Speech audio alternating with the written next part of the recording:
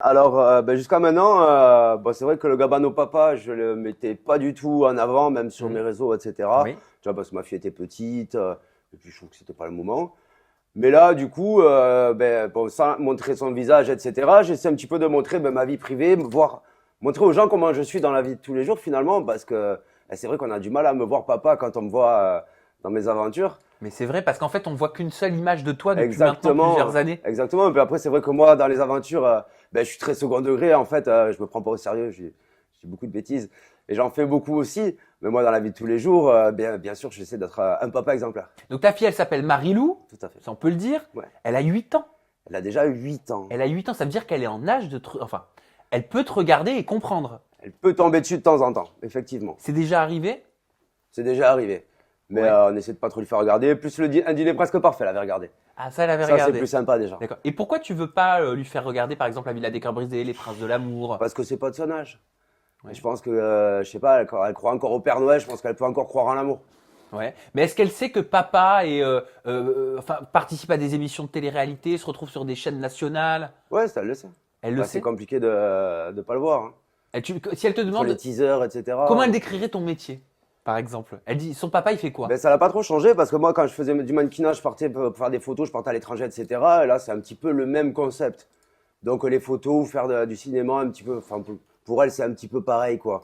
Elle prend ça comme si c'était du cinéma, c'est la suite des photos. Bon, on n'en parle pas. Franchement, j'essaie de pas trop lui en parler.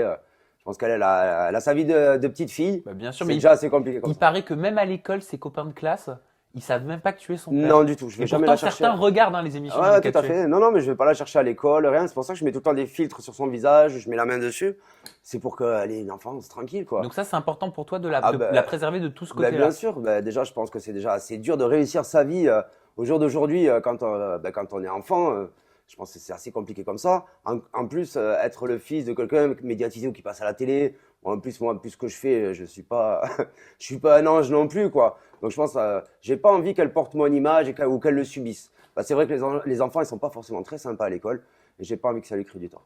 Et si elle te dit, papa, j'ai envie de faire la même chose que toi plus tard. Si un jour elle te dit, quand elle arrivera à l'adolescence, et Hmm. si elle te dit, papa, je veux faire de la télé-réalité, qu'est-ce que tu lui diras? Quel conseil tu lui donneras? Eh ben, je dirais, dans 10 ans, hein, on ira voir Papy Samzira. Quand tu viendras, tu te calmes. Tu l'accompagneras, on fera une interview Exactement. papa, fille. Non mais blague à part, honnêtement, tu lui conseillerais de faire de la télé-réalité si c'est son choix, son rêve? Je pense qu'elle a la capacité de faire autre chose. Après, si c'est ce qu'elle veut faire, pourquoi pas.